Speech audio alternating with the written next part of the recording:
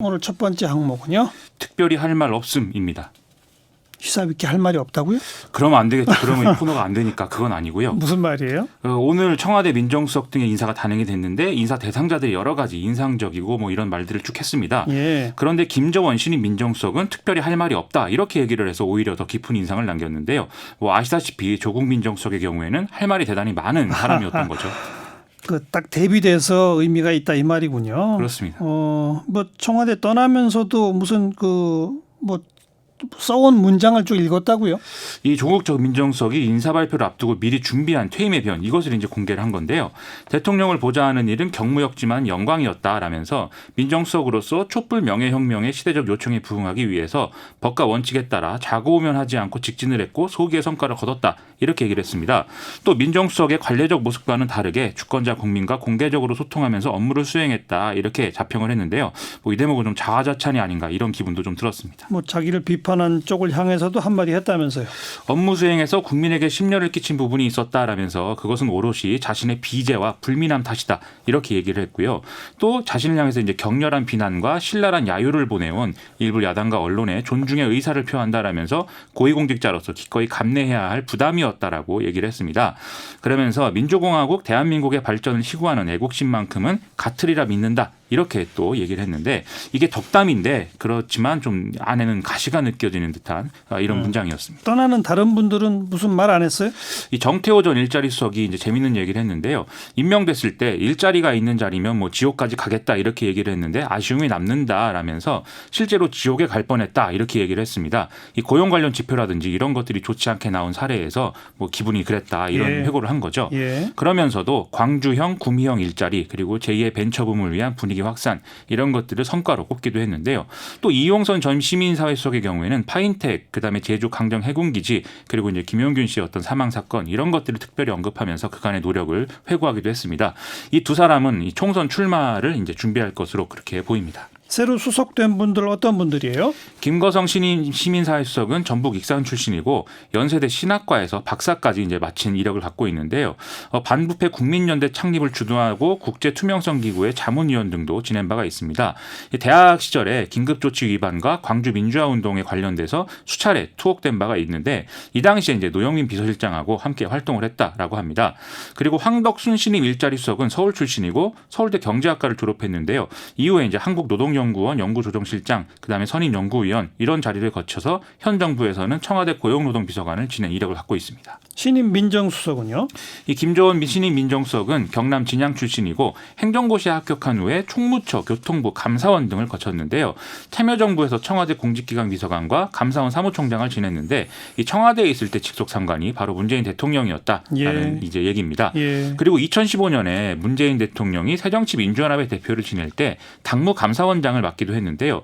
이때 노영민 당시 의원의 시직 강매 사건이 벌어져서 상당히 시끄러웠었는데 맞아요. 이 당무감사원에서 당원 자격정지 6개월 처분을 내린 바가 있었죠. 이 여파로 노영민 비서실장은 이 상임위원장을 사퇴하고 총선에도 이제 불출마를 했어야 했는데 이게 이제 김조원 민정수석의 공이었다 뭐 이런 얘기였습니다. 그때 원칙을 딱 지켰다 이거죠?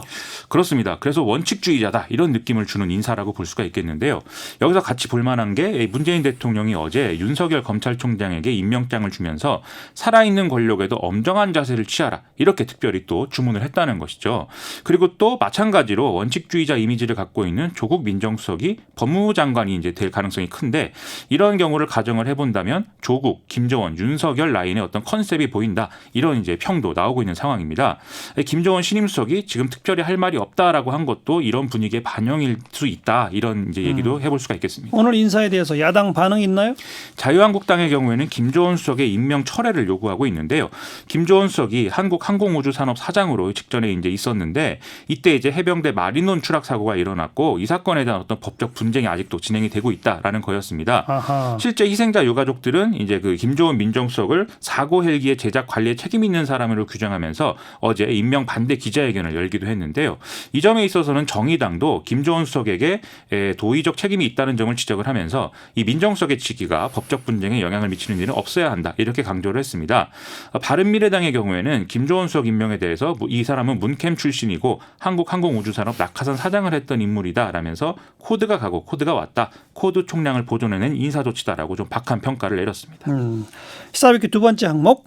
자사고 지위 유지한 상산고입니다. 네, 오늘 교육부가 전북도 교육청 저걸 거부한 거죠, 간단히 말하면. 그렇습니다. 이 상산고는 전북도 교육청의 자사고 재지정 평가에서 기준인 80점에 미달하는 79.61점을 받아서 지정 취소 결정이 내려졌었는데요.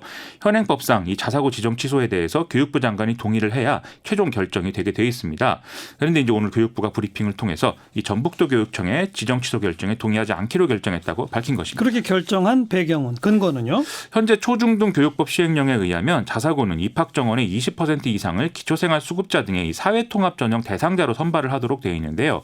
그런데 상산고는 이 시행령이 만들어지기 이전에 설립된 자립형 사립고였기 때문에 이 전북도 교육청이 이것을 정량 지표로 평가에 반영한 게 재량권 남용이다라는 거였습니다. 예. 상산고와 함께 심의 대상이 됐던 안산의 동산고하고 군산 중앙고에 대해서는 지정 취소 요청 동의 결정이 내려져서 이 두 학교는 2020년부터 일반고로 이제 전환이 되게 되는 그런 상황입니다. 전북교육청은 뭐라고 합니까? 이 결정에 대해? 이것에 대해서 교육부가 퇴행적 결정을 했다라는 표현까지 쓰면서 더 이상 교육개혁이라는 말을 입에 담지 말라 이렇게 반발을 하고 있고요.